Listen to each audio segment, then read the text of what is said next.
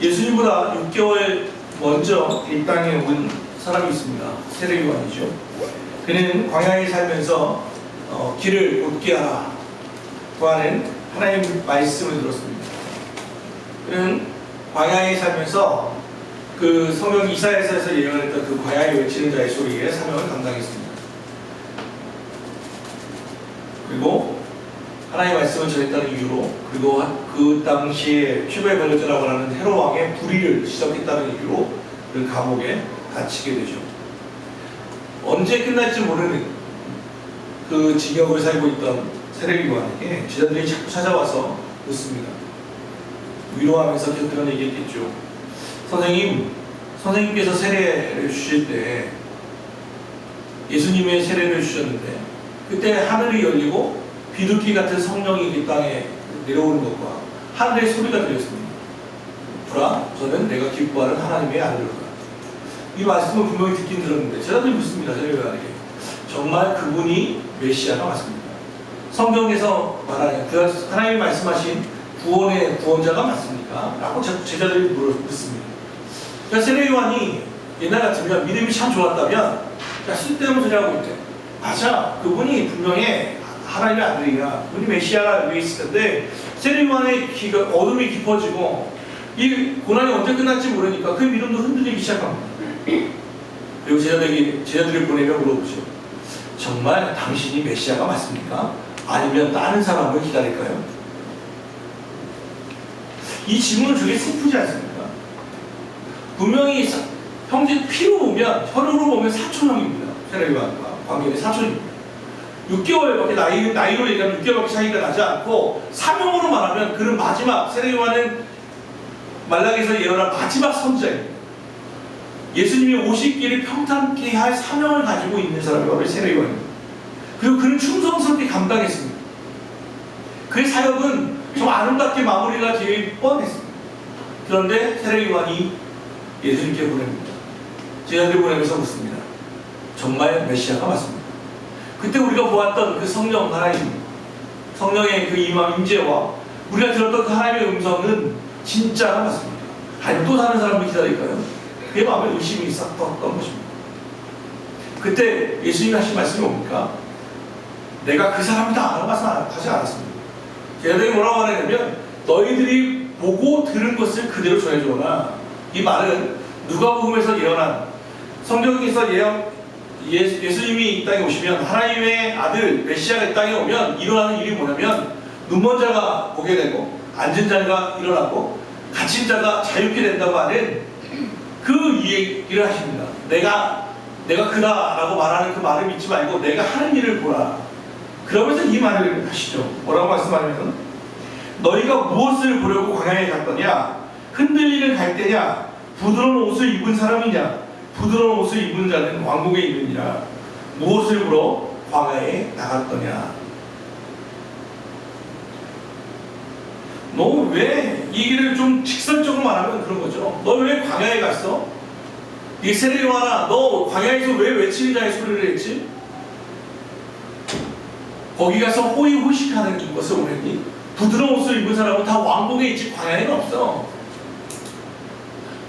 너 왜 그 처음 사명을 감당했던 그 이유가 뭐지? 라는 것을 묻는 거예요. 예수님은 오늘 이 당시, 오늘 이 시간에 만약 계시다면 이 말씀을 이렇게 바꿀 수 있을 거예요. 우리에게 이렇게 여쭤보는 거예요. 하나님 예수께서 야, 너희는 무엇을 원해서 교회에 왔니? 무엇을 보려고 교회에 왔니? 여러분, 무엇을 보려고 광야에, 이 폭우를 뚫고 이 교회에 나오셨습니까? 이 질문을 우리는 마음속에 깊게 간직해야 합니다. 어떤 사람들은 간혹 교회에 나와서 실망했다고 합니다. 결국 실망이라는 것은 무엇을 기대했는데 그것이 채워지지 않았을 때 실망했다고 하잖아요. 무엇을 바라고 왔기 때문에 실망하는 것입니까? 어떤 분들은 기적을 바라고 나옵니다. 아프신 분들이 특별히 그렇죠. 병중에 있는 분들은 기적을 바라고 나옵니다. 고쳐지고 싶은 거죠. 또 사업이 어려운 분들도 기적같이 사업이 회복되기를 원해서 나옵니다. 그런데 안타깝게도 성경이 말하는 많은 기적들은 바탕은 믿음 위에 있습니다. 믿음대로 될지어다.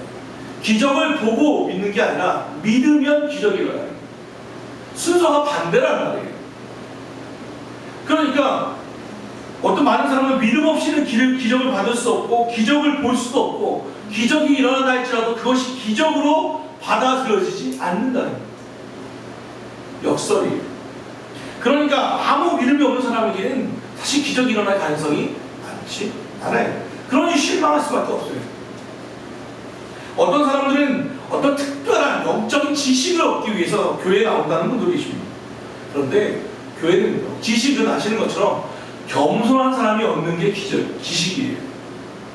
세상 다 아는 것처럼 어디 한번 해보시오 하는 교만한 자에게는 지식이 다가갈 수 없어요. 튕겨져 나갈 수밖에 없죠.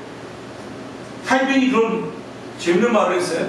교만한 자에게 신령한 진리를 가르치는 것은 당나귀에게 음악을 가르치는 것보다 어렵다. 당나귀한테 차라리 바이올린을 가르치는 게 낫지 교만한 사람에게는 신령한 진리가 들어갈 수가 없다라는 거예요. 동의해요. 왜냐하면 저도 마찬가지입니다. 제가 가장 설교를 어렵게 할 때는, 어렵다고 생각할 때는 언제냐면 신대원 때였어요. 내 똑같은 전도사들에게, 같은 전도사가 전도사에게 전할 때 설교를 하거든요. 그보다 어려운 게 없습니다. 왜냐하면 은혜를 받기 위해서 뭔가를 바라서 그런 게 아니라 어디 한번 해보시오 하거든요. 마음이 딱딱한 돌 같은데 어떻게 말씀의 씨앗이 들어갈 수 있습니까? 교만한 자에게는 그래서 신령한 어떤 지식을 얻으려고만 온다면 교회는 여러분에게 실망을 줄 수밖에 없어요. 또 어떤 분들은 새로운 것, 창의적인 것을 원해서 옵니다. 그런데 아시는 것처럼 성경은 2000년 전에 쓰였어요. 예수님은 2000년 전 사람입니다. 새 것을 바라보면 안 됩니다. 재림은 비록 신령관이지만 새 것이 없습니다. 특별히 말씀도요, 했던 말을 또 하고 또 하는 겁니다. 새로운 게 뭐 있습니까? 하나님 저희들 예배하십시오. 기도하십시오. 말씀을 보십시오. 결국 그 이야기입니다. 새로운 이야기가 없어요. 해안을 새 것이 없습니다. 새로운 지식을 만약 바라고 있다고 왔다면, 새로운 어떤 아이디어를 얻기 위해서 왔다면 그 또한 실망할 수밖에 없을 거예요. 많은 분들이 교회 나오는 이유 중에 하나는 사랑일 것입니다. 사랑을 받기 위해서 나오죠. 외롭고 고독하고 그래서 누군가에게 위로를 받고 싶어서 교회에 나옵니다. 그런데 슬프게도 수천 명의 교인들이 모이는 교회라 할지라도 그 수천 명이 다 사랑을 받겠다고 나오면 그 사랑을 채워줄 수 있는 사람은 아무도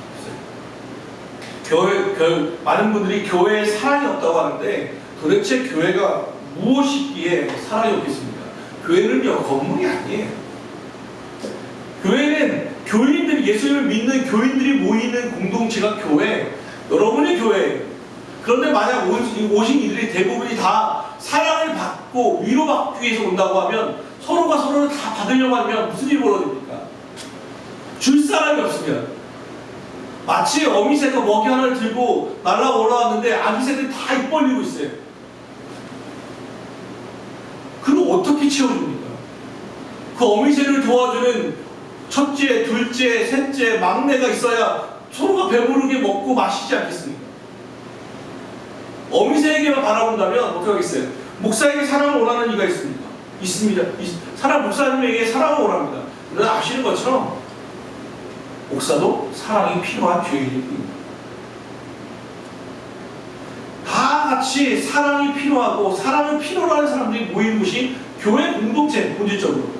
그러니까 여러분 원하시는 사랑은 사랑으로부터 채워질 수 없어요.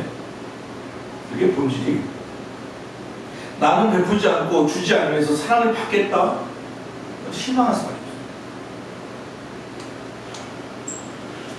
어떤 분은 나라고 하는 존재를 받기 위해 나오는 사람도 있습니다. 나 좀 알아달라는 거죠. 그래서 열심히 봉사도 하고 섬기기도 합니다. 그런데 그 마음을 어떻게 알겠습니까? 한 이불을 더 벗쓰고 살아가는 남편, 아내도 그 사람의 속을 모르는데 일주일에 한 번 만나는 사람, 그 사람의 속을 우리가 어떻게 알아주겠습니까? 이 또한 참 어려운 일입니다.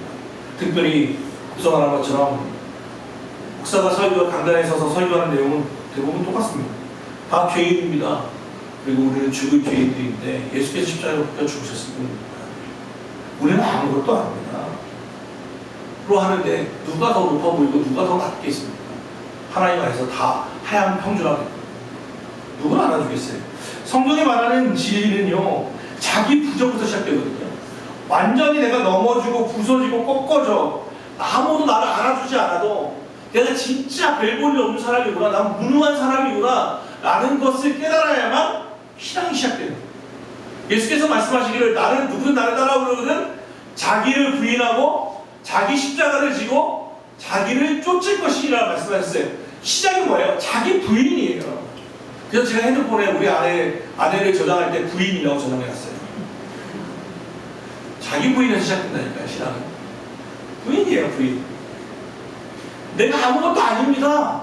진짜. 그래서 많은 분이 언제 와요? 실패하고 오는 거예요. 실패하고 매맞고 뭔가 대단하게 뭐 할 줄 알았는데 다 안 됐어. 어려워. 힘들어. 아 진짜 내가 별게 아니었구나. 내가 그동안 쌓아놨던 게 진짜 아무것도 아니었구나. 철저히 낮아진 사람이 그게 자기 부인이고 거기서부터 믿음은 시작돼요. 실망을 넘어 절망했을 때 믿음이 시작된단 말이에요. 그러면 여러분은 왜 교회에 나오셨습니까? 예수께서도 이 질문을 받으셨어요. 12살 때였죠. 예루살렘 성전에서 서기관과 제사장들과 성경을 토론했어요. 너무 재밌었어요. 재밌어서 시간이 가는 줄을 몰랐어요. 마리아와 요셉, 그의 부모들이 예수님이 있는 줄 알고 그냥 당연히 친척집에 있나 보다 싶어서 예루살렘에서 사흘길을 갔어요. 그 엄마도 좀 대단하죠. 자식이 없는데 3일 동안 찾지를 않았어요. 그러다가 보니까 없어요. 돌아왔어요.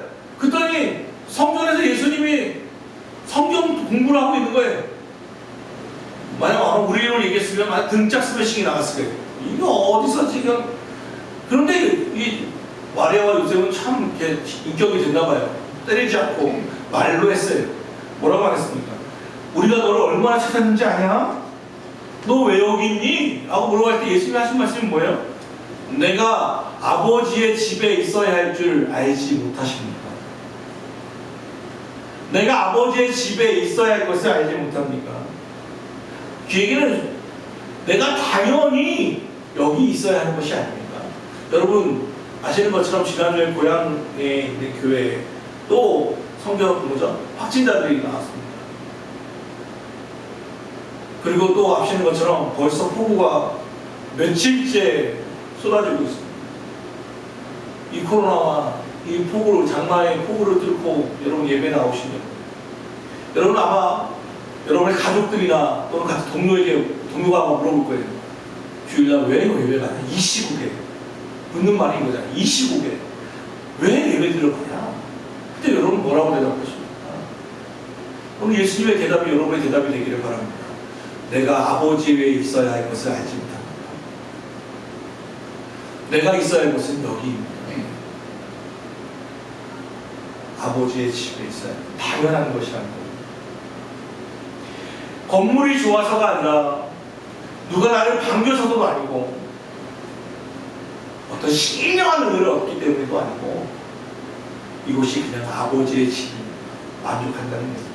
내 마음의 고향이 교회이기 때문에 나는 교회에 나온다는 거예요. 옛날에 다윗이 시편 84편에 자기 아들 압살롬의 반란에 의해서 맨발로 도망쳤습니다. 도망치면서 그가 지은 시가 84편입니다. 그가 이렇게 얘기합니다. 참새와 제비는 마음대로 나눠서 하나님 전에 가는데 나는 왜 이렇게 쫓겨나는 신세가 되냐 하면서 참새와 제비를 부러워합니다. 여호와의 집에 거하는 자가 복이 있고 시온의 대로가 마음에 있는 자가 복이 있습니다. 그러면서 그가 이런 결정적인 얘기를 하죠. 악인의 장막에 거하는 천날보다 천일의 날보다 내 하나님의 나라의 문지기로 하나님 성전의 문지기로 있는 것이 좋다. 악인의 장막에 있는 천날보다 그 화려한 궁전보다 그 왕인데도 불구하고 성전 현관 앞에 서 있는 게 문지기로 서 있는 게 좋다는 거예요. 그래서 제 이름도 현관이지 않습니까? 하나님의 성전에 들어가는 것도 아니고 그 앞에만 서 있는 것만으로도 좋다는 거예요. 여러분, 이 다윗의 고백이 얼마나 마음에 와닿으십니까? 아버님 어떻게 생각하십니까? 일주일 동안 시달리다가 1시간 결단랑 와서 예배 드리는데 이 시간이 여러분에게 정말 흐뭇하고 기뻐하며 즐거운 시간이 되어가고 계십니까? 아시는 것처럼 저희 어머니도 마찬가지고 우리 믿음의 세대들은 새 옷을 사면 그날 못 입었어요. 반드시 주일날 입어야만 하니까 토요일날 주일날 가야 할 옷들을 다 준비해 놓고, 또 신발을 만약 샀으면 아무리 내가 좋아하는 나이스 아도스 다 나와도 못 신었어요. 언제 신어요? 주일만 신는 거예요. 주일만. 그때 처음 것을 하나님께 드린다고 해서 그렇게 했어요. 저희 어머니도 기억나요. 어머니의 성경책은 내가 볼 맛이 났어요. 왜냐하면 엄마 성경책을 쭉 보면 여기에 새 돈이 하나 껴있거든요. 내 성경책은 없는데 어머님 새 돈만 나왔다고 하면 다 성경책에 넣어가지고 헌금하시려고 모든 새 돈을 다 성경책에 꽂아주셨어요. 이런 분에게 주일 예배는요, 단순히 한 번 치러야 할 의무사항이 아니에요. 즐거운, 기쁜, 설레는 날이었어요. 설렘 가득한 주일이었어요. 제가 왜 오늘 이 설교 제목을 한 가지 기도 제목으로 했냐면, 한 권사님의 이야기를 알기 때문에. 제가 우리 교회는 면목동에 있었고, 이 권사님은 저 은평구 불광동 쪽에 한 몇백 명 모이는 요양원에 있어요. 그래서 재단이 불교재단이에요. 그러면 향냄새가 진동을 해요. 근데 권사님이 몸이 중증 환자셨어요. 정신은 또렷한데 몸을 제대로 가누지를 못해요. 또 교회는 뭐니까 매번 갈 수도 없어요. 한 두어 달 그분이 그리워하시는 권사님들 막 모집해가지고 한 두어 달에 한 번 정도 신방 갈까 말까 해요. 불교재단이긴 하지만 예배는 있다고 들었어요. 근데 거기를 가면 그 권사님이 꼭 내가 물어보잖아요. 기도 제목이 뭐예요, 권사님? 권사님. 권사님이 기도 제목이 바뀌질 않아요. 한 가지 기도 제목이 있어요. 뭔지 알아요? 몸이 조금이라도 나아지면 우리 목천교회 본당에서 예배드리는 게 자기 소원이에요. 지금은 움직이지도 못해요. 휠체어에 가서 아예 움직이는 것 자체가 안 돼요. 엘리베이터도 없어요. 그 교회는 2층이 본당인데 예배 이것도 없어요. 그래서 그분이 오실 수가 없어요. 아예 몸이 조금이라도. 그래서 그분의 소원은요, 딴 게 아니에요. 몸이 완전 회복되는 겁니다. 걷는 거 아니에요. 그분의 소원은 딱 한 가지 했어요. 목사님, 내 소원은 딱 하나예요. 본당에서 예배 드리는 거 1시간만 예배 드렸으면 좋겠어요. 그런데 하나님은 그 기도에 응답하지 못했어요. 그의 기도는 언제 응답됐냐면 돌아가신 후에야 비로소 응답됐어요. 그분의 돌아가실 때 교회 장으로 드렸습니다. 권사님이셨으니까. 그래서 본당, 그분이 그렇게 오고 싶었던 그 본당에 앞에 말을 놓고 그분을 추모하는 위로의 예배를 드리는 것으로 그의 소원을 이루어졌습니다. 그걸 그저 지켜보면서, 그래서 그때 30대 젊은 부목사로서 그 말에 전적으로 동의할 수 없었어요. 왜냐하면 몸이 건강했습니다. 그런데 지금 계속 그분의 눈빛과 그의 기도 제목을 말할 때 그 덜덜 떨리던 그 목소리는 아직도 기억나요. 목사님, 나 한 게 없어요. 내 기도 제목은 딱 하나. 몸이 조금이라도 나아지면 교회에서 예배드리는 거예요. 오늘 다윗이 그 고백을 하는 거예요. 참새와 제비들도 마음껏 날아서 예루살렘 성전 위를 지나가는데 나는 지금 맨발로 아들에게 쫓겨나서 도망가는데, 그에게 자기를 괴롭히는 건 사람들의 손가락질도 모든 걸 가지고 있었던 걸 다 잃어버려서 그 오는 그 실망함도 절망함도 아니라 하나님의 전에 가지 못하는 것, 하나님께 마음껏 예배하지 못하는 것, 그게 그의 마음을 가장 아프게 한다는 거예요. 그래서 진짜 예배는 안 들어도 그 앞에 있는 문지기의 문지기의 하루의 삶도 나는 그것이 더 부럽습니다. 과거가 라는 거죠. 사랑하는 여러분, 여러분 교회에 나오실 때 이런 간절함이 있으십니다.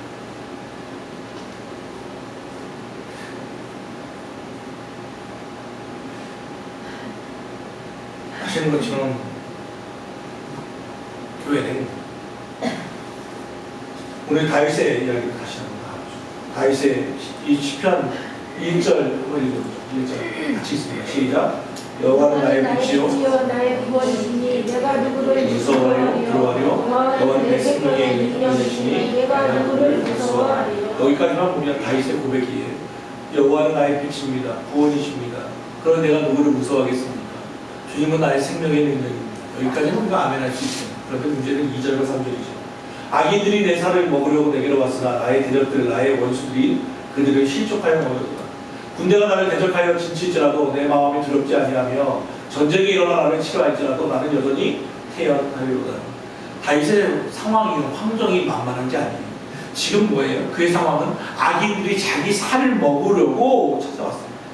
살을 먹는다는 건 뭐예요? 가장 극렬한 상황인 거예요. 절망적인 상황을 얘기하는 거예요. 악이 살 파먹으러 나왔대요. 우리로 얘기하면 핏발을 먹으러 왔다는 거겠죠. 악인들이 다 내 살을 파먹으려고 왔습니다. 그리고 그 대적들은 또 어떤 사람들이 원수들이며 군대가 나를 대적할지라도 마치 한두 명이 아니라 대적들로 조직적으로 나를 위해 대적하여 들어온다는 거예요. 그런 가운데에도 여전히 태어나기 때문에 여러분 기억하십시오. 상황이 좋아져서가 아니에요. 어떤 문제가 해결되어서가 아니에요. 우리 안에는 넘어졌도다라고 얘기하지만 영어 성경을 보면 이것은 미래적인 고백이에요. 지금 악인들은 쳐들어오고 있고 그들은 넘어질 거야. NIV 성경 해석을 보면.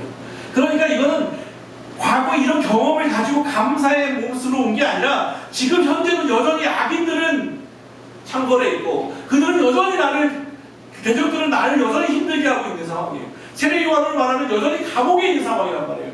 그가 바라는 건 딱 하나예요. 다윗의 고백은 4절. 그가 바라는 기도 제목이 하나예요. 같이 읽어봅시다. 시작. 내가 여호와께 바라는 한 가지 일 무엇을 구하느니 곧 내가 내 평생에 여호와의 집에 살면서 여호와의 아름다움을 바라보며 그의 성전에서 사모하는 그것이라. 그가 바라는 건 딱 하나예요. 예배드리는 거예요. 예배드리는 거. 8절로 넘어가 볼래요? 8절. 우리는 이렇게 얘기하죠. 너희는 내 얼굴을 찾으라 하실 때에 내가 마음으로 주께 말하되 여호와여 내가 주의 얼굴을 찾으리다 라고 고백해놨어요. 이거를요 표준세 번역은 얼굴을 찾으라 했던 말을 이렇게 번역해놨습니다. 제가 읽겠습니다. 표준세 번역입니다.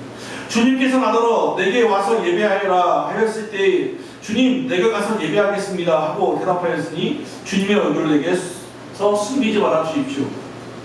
다윗은 이렇게 얘기하는 거예요. 지금 악인들이 쳐들어오고 있는 것, 대적들이 있는 것, 내가 지금 어둠이 짙어져 가고 있는 이것을 이렇게 고백하는 거예요. 주님이 나한테 예배하라고 부르시는 사인이구나.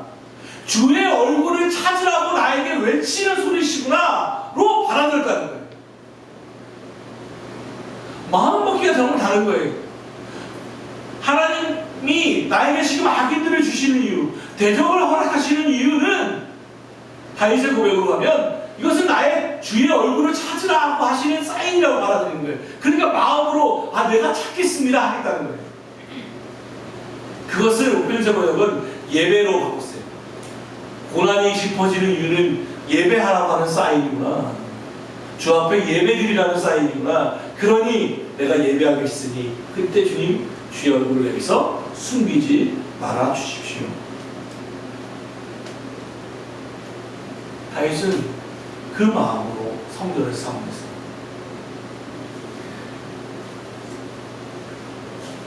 김동호 목사님의 페이스북에 이런 글이 하나 있더라고요. 행복은 수동, 불행은 자동 기대 있더라고요. 그게 무슨 얘기냐면 당신 친구가 주일 교사였는데 아이들에게 초등학교 5학년짜리 물어봤대요. 천국에 가려면 어떻게 가? 물어봤대요. 천국은 어떻게 갑니까? 내비로 천국 찍으면 어디로 갑니까? 예수님 믿으면 돼요. 예수님 믿으면 천국 갑니다. 그래서 물어봤대요. 그럼 지옥은 어떻게 가? 그 아이가 초등학교 5학년에 그렇게 얘기하네요. 가만히 있으면 됩니다. 아무것도 하지 않으면 됩니다. 그러면서 이런 고백을 하세요. 행복은 어떻게 하면 됩니까? 찾으려고 하면 찾습니다.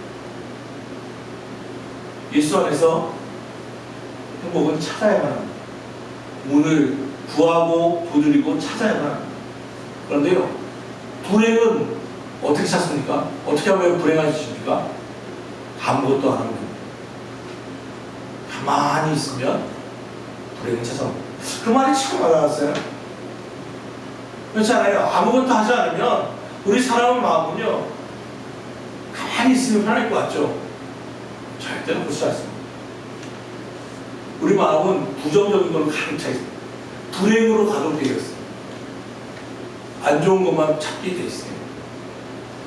그런데 행복은요, 구하고 찾고 두드리는 거예요. 그러면 오늘 다윗은 그렇게 얘기하는 거예요. 성경에 나오는 이유가 뭐예요?